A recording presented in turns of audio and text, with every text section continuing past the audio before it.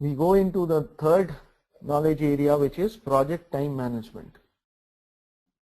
So project time management includes the process required to manage the timely completion of the project,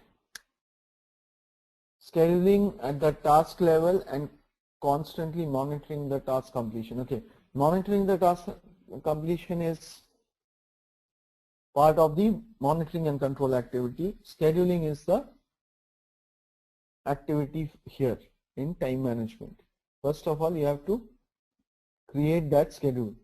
Generally, we use a MS Project, or sometimes even MS Excel is used to do the scheduling. Now remember, in this particular chapter, you will get quite a few questions, and there are some calculations associated with it, which we will see as we go forward.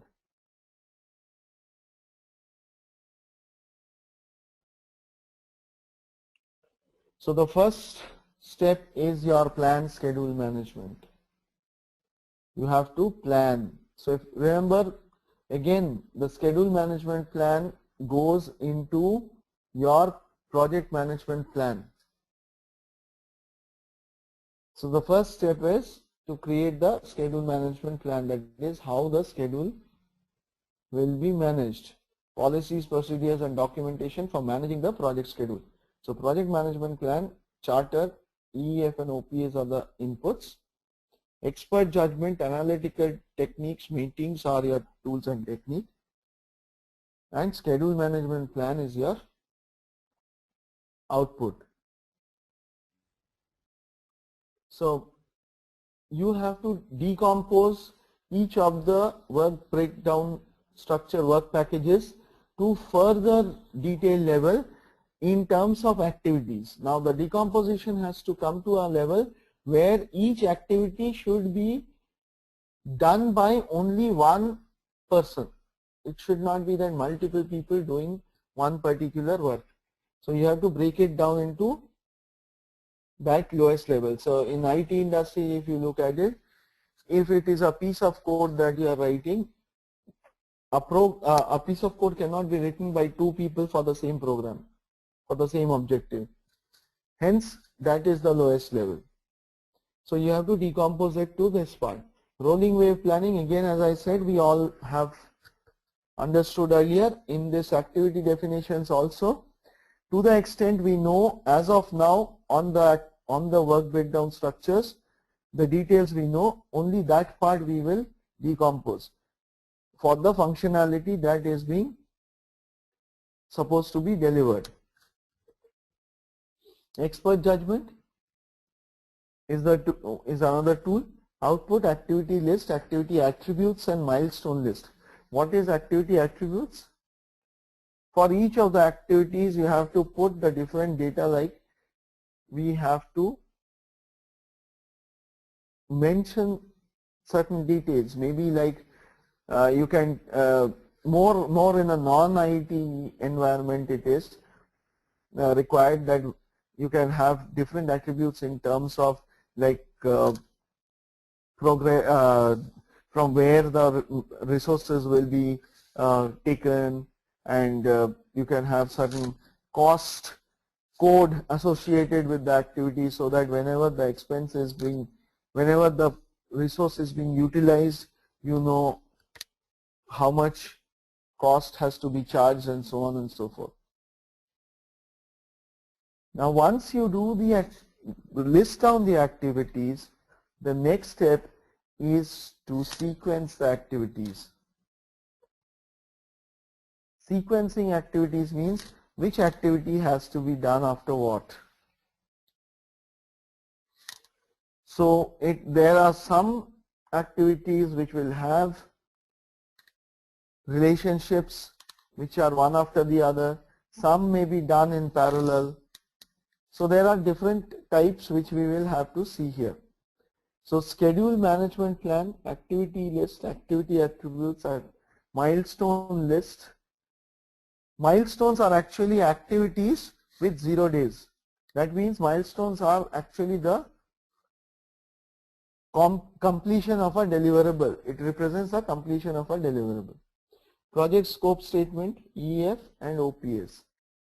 Now there are multiple tools and techniques. One tool is called precedence diagramming method, or the PDM. Now this is a method by which we will create network diagrams and we will calculate various things. This is something which will be coming in your exam. At least 5 questions will be here. Dependency determination and leads and lags. We will understand all these concepts in today's session. And the output is your project schedule network diagram and the project document updates. This project schedule network diagram is what your project plan is, or the Gantt chart type thing. Now after activity lists are created, they need to be logically sequenced to identify the optimal duration of the project, identify the critical path, and plan resource and materials of the project. So what is a critical path?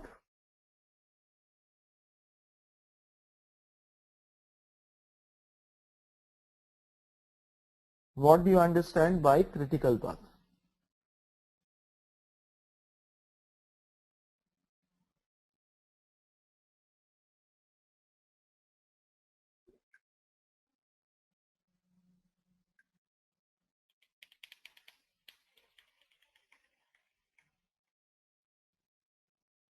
Risk factors, no.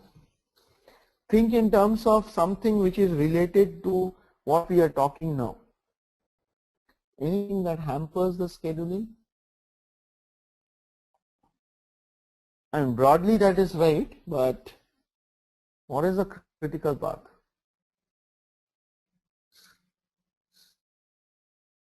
You are sequencing the activities and then finding the critical path. So what is it?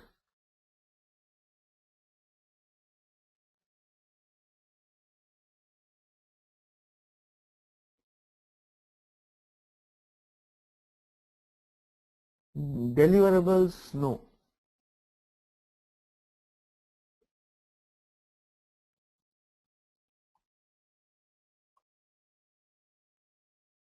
Okay, so let me explain. Critical path is the list of activities which, if gets delayed, will delay the final completion of the project. That is a critical path.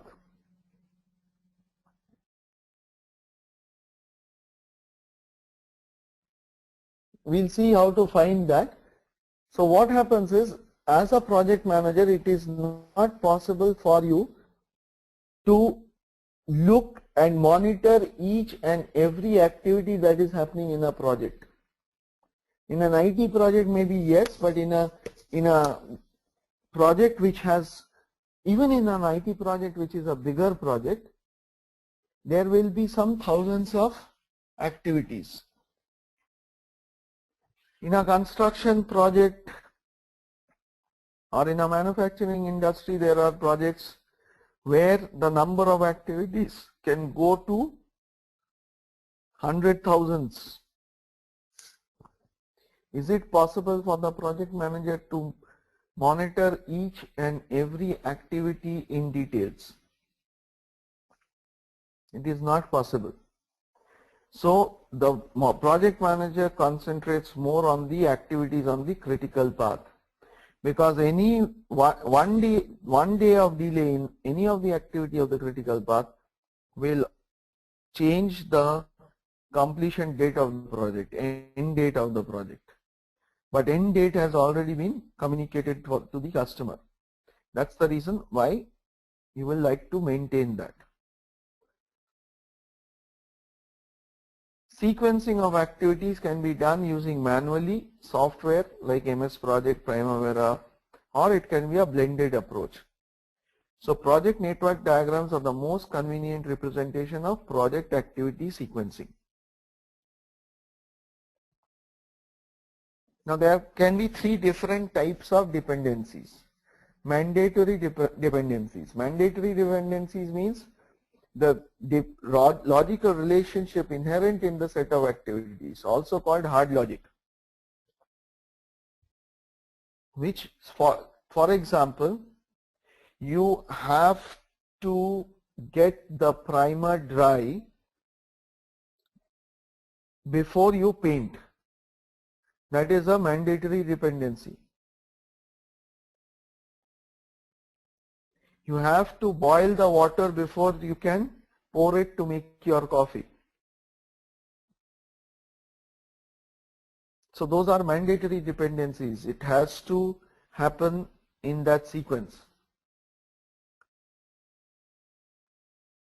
There are some external dependencies like represents relationship between project and non-project activities. Like in a construction, you have to get your approval from municipality on your building plan before you can start your construction work. That is an external dependency. And then you have discretionary dependency. Dependencies which are defined by the project team or performing organization, also called preferred logic or soft logic. These dependencies need documentation as they may impact scheduling options later on in the project.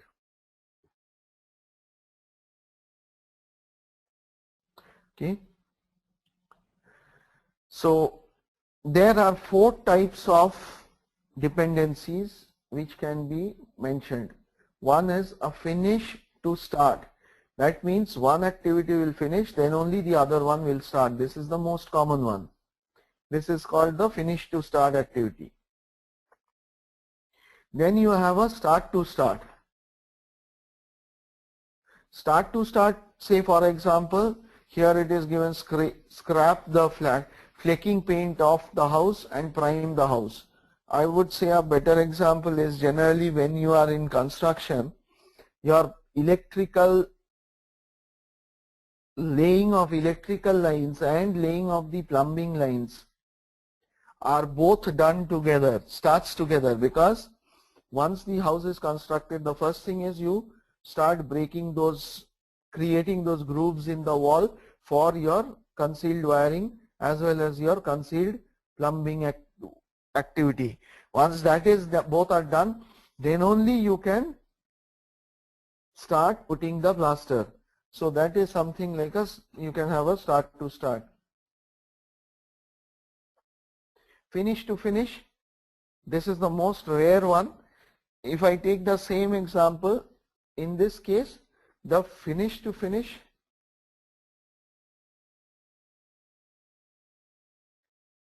means that 2 activities has to be complete for both the activities to be said to be complete. So on-site KT and offshore infrastructure setup both needs to be complete for your handover to take place. There is a question, we track our infra builds as a task, example check and validate UAT servers. Before our UAT starts in our PP, it is a good place to track dependency, converting them into tasks.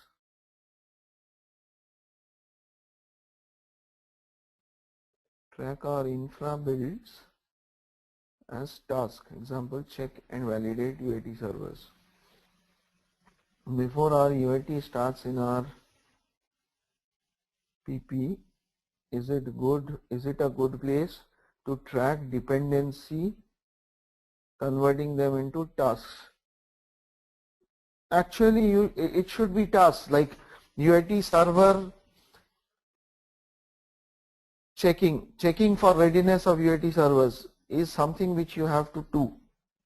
Once you certify that, then you will put whatever needs to be put in on those servers for UAT to start.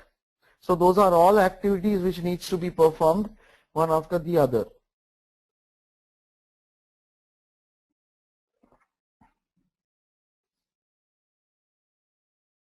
And then you have a start to finish. So testing lab is available only when setup of our automation tools are complete. Now start to finish can be handled by a finish to start also. So it's also not very common. We need to understand these concepts called lead and lags.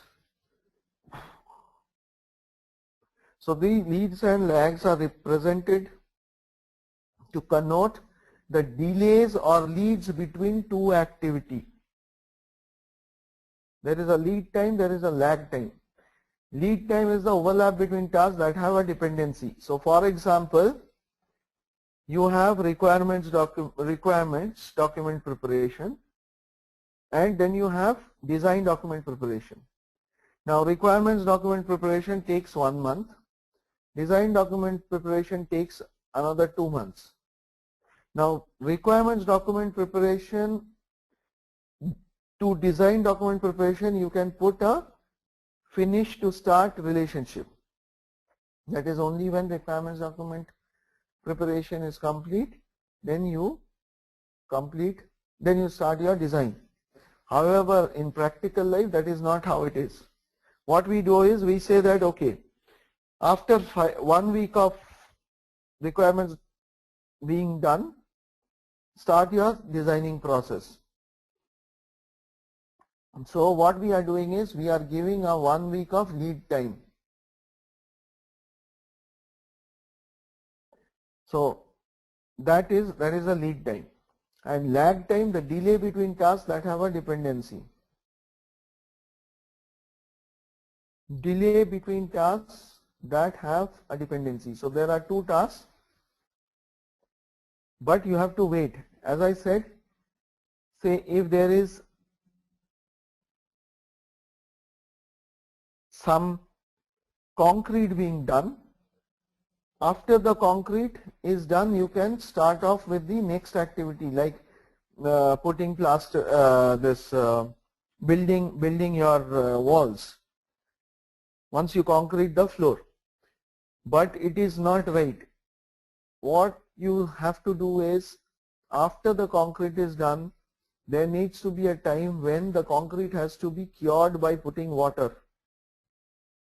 So you say that after concrete you need to wait for 30 days of curing to start off with laying the walls. So that is the lag time, the number of days that you need to wait for the next activity to start. So understand this lead and lag time. So estimate activity resource is this activity, this particular process is to estimate the type and quantities of material, human resource, equipment or supplies are required. So once you have got the list of activities, then what you have is the dependencies between those activities to define what is the duration of the project. After that, you need to assign resources in terms of man, material and machine, because it is with this set of resources, based on their resource calendar availability, is what will give you the actual estimation as well as the actual start and end date of your project. And this will also allow you to find out your cost of the project. So schedule management plan, activity list, attributes, resource calendar, risk register, activity cost estimate, EF and OPS are your inputs. Tools and techniques, expert judgment, alternative analysis, published estimating data, bottom-up estimating, project management software. These are your tools and techniques. And what is the output of this? Output of this is the activity resource requirement. So through this you know that from which date to which date you need which specific resource and for how long, resource breakdown structure and the project document update. Now resource breakdown structure is basically a document which shows the reporting relationship of the different team members within the project.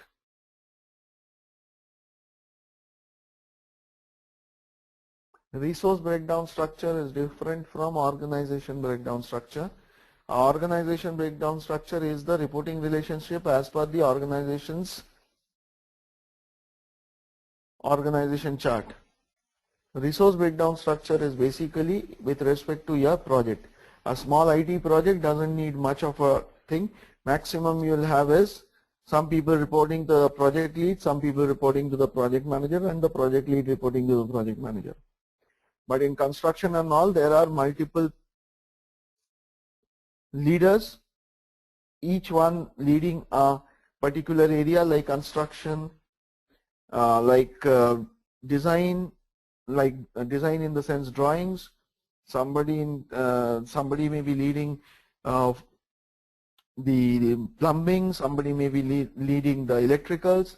So there are different leaders and many people working under them.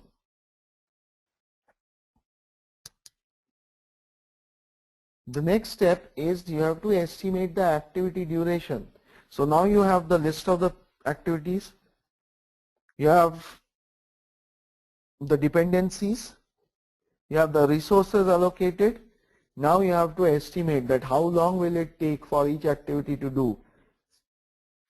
So schedule management plan, activity list, activity attributes, activity resource requirements, resource calendars, project scope statement, risk register, RBS, EF and OPA are the inputs.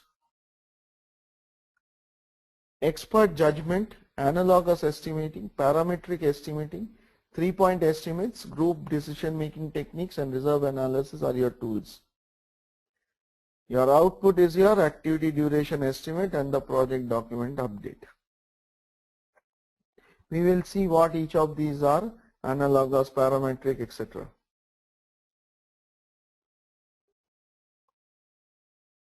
Now, what is analogous estimation? I have done similar project earlier, and that similar project took me 12 man-months. So this project will also take me 12 man-months. When you use past data, past historic data for similar projects to estimate, that is when you do analogous estimation. See, estimation anywhere is related to past historic data. Okay. So whether you are using a WBS, whether you are using a function point, it requires you to have some guess or some data.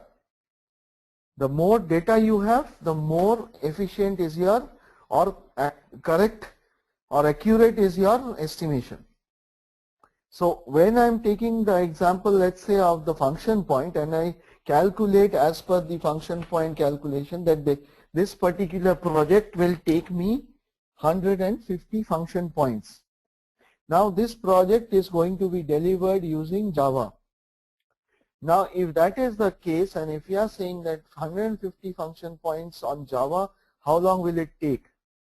Now there are multiple ways of doing it. One is that, okay, I know that generally similar situation earlier in the project, what I have done is it took me around 8 days to 10 days for this Java per function point kind of an activity. Now if one function point is taking 8 days, so 150 function points will take 150 into 8, so 1200 days. Now this, how do you get that? So when you start first time in an organization, generally what you will do is you will use a guesswork from your experience. But as you start using a project management process, you are going to start putting these values, how you calculated in each of the project in your project management information system. So next time when you come out, when you have to estimate, you will actually take the data from the previous estimates that has happened, and there you will also see that when you had initially maybe you have thought of 8 days or 10 days, but after the project was done you saw that 150 function points required not 8 or 10 days, but it actually required say 9 days or say 7 days. So then you can use that.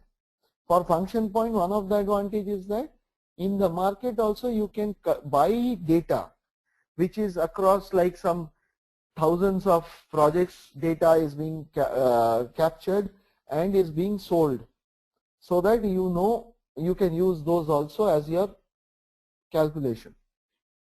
Now all of these, basically what we are talking about is analogous estimation, where you are using the past data of similar project. Okay. Now in case of WBS also it is the same thing. First of all, you define what is a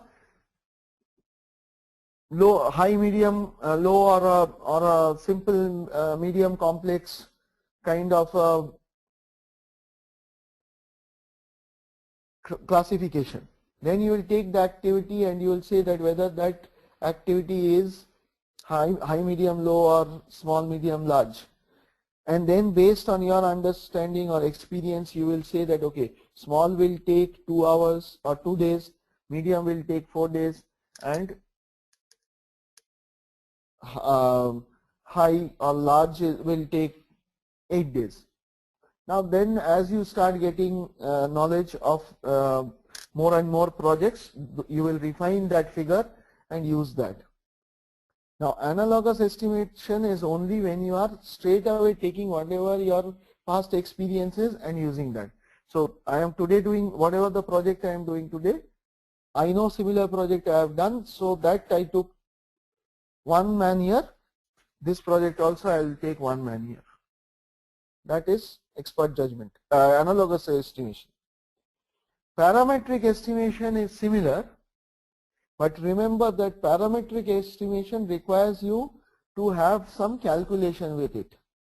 So either you can take past data and you have to put some figure. So on a simplest manner you can say that okay, in my past experience in that project I have taken it 1 man year. But the current project I feel that we have done many more projects on this and we are more efficient, so we will be able to do it in 10% less time. So then you use that 10% and you give a lesser time. Or if you feel that this project is a bit more complex than what you had done earlier, so you need 25% more time. So instead of 1 man year you will put more than 25% more.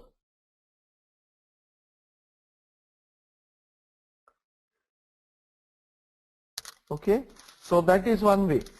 The analogous is parametric is any time when you feel that there is, when you see that there is, the question is talking about past data with some calculation, it is parametric.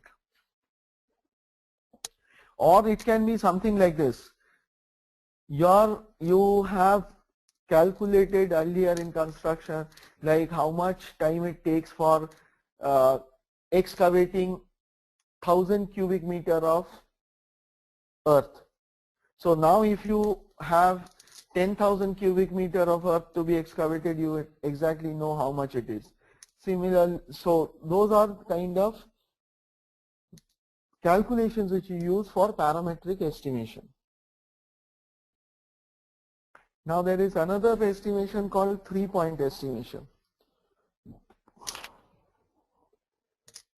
3-point estimation is basically what is also known as PERT estimation, P-E-R-T, PERT estimation. So what I have done is, if I had asked, or if you ask anyone that what is the time you will take to write this program, the person will say a particular value. But if you ask the person on what is the maximum time you will take, what is the minimum time you will take, and what is the most likely time you will take, you will get three values.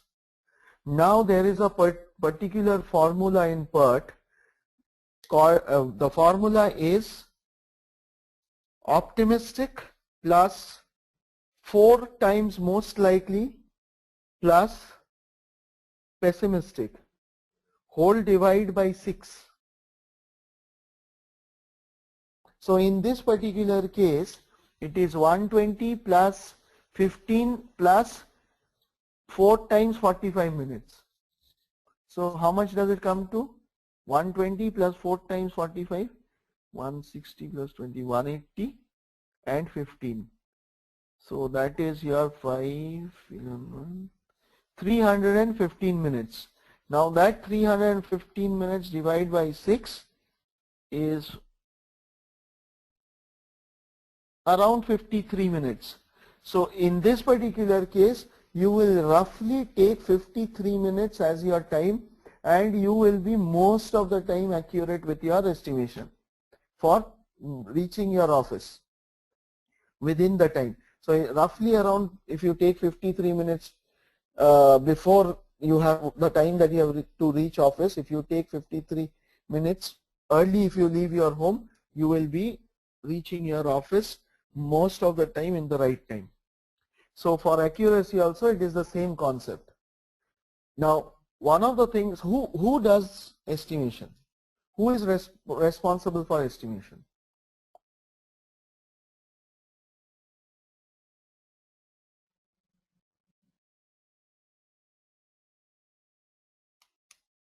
Anjali says PM. What about others?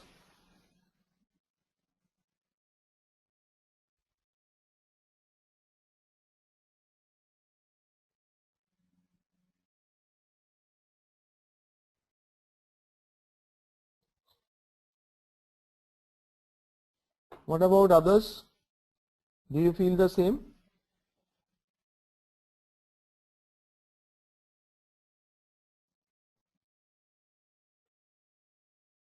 Satyan says team.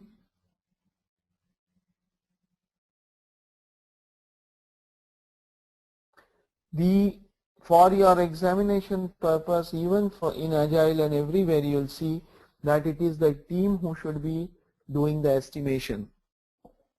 If the project manager is doing the estimation, then the buy-in of the team is not there.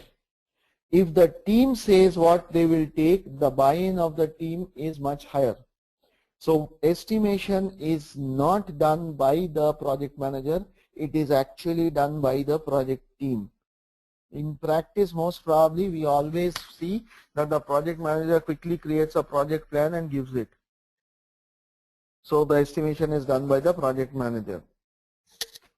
It is not right as per PMBOK. PMI expects that it is the team who will be doing the estimation. So if you look at 3-point estimation, to mitigate the risk on estimation, project manager uses 3-point estimate.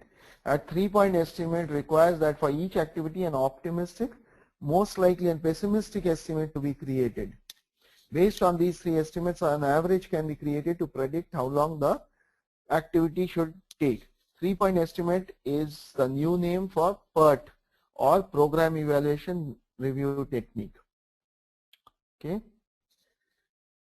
Now, just for your understanding, let me tell you that in PERT, you can also get question along with PERT using standard deviation. I will show you a couple of examples later on at the end of the course, but questions come with standard deviation calculations. So you need to know standard deviation and talk about the formulas also. Once you have the estimation, the resource, the activity, the dependencies, now you are ready to create the schedule. That is what we loosely call project plan in our Microsoft project. That is a project schedule. So schedule development is the process where we will create this schedule. Schedule management plan, activity list, activity attributes, project schedule network diagram, activity resource requirement, resource calendar, activity duration estimate, project scope,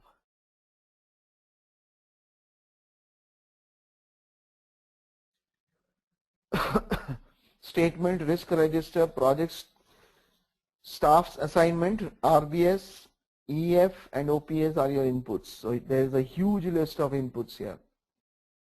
Tools and techniques, schedule network analysis, critical path, critical chain, resource optimization techniques, modeling techniques, crashing and fast tracking, schedule compression and scheduling tool. All these we will be using for tools and techniques. Scheduling tool is easy. Scheduling tool is like Primavera or MS Project. Schedule compression, crashing and fast tracking we will see today itself. Modeling techniques also we'll see. Resource optimization technique, critical chain, critical method, critical path we will see. So the output is a schedule baseline. So once you get the schedule, once that gets approved, you have to baseline that schedule. And project schedule, schedule data, project calendars, project management plan update and project document updates are your outputs. So you can have outputs like milestone chart, bar chart or a network diagram. So if you look at the screen, this project schedule and network diagram, this is a network diagram. So we'll be using network diagram to do some calculations.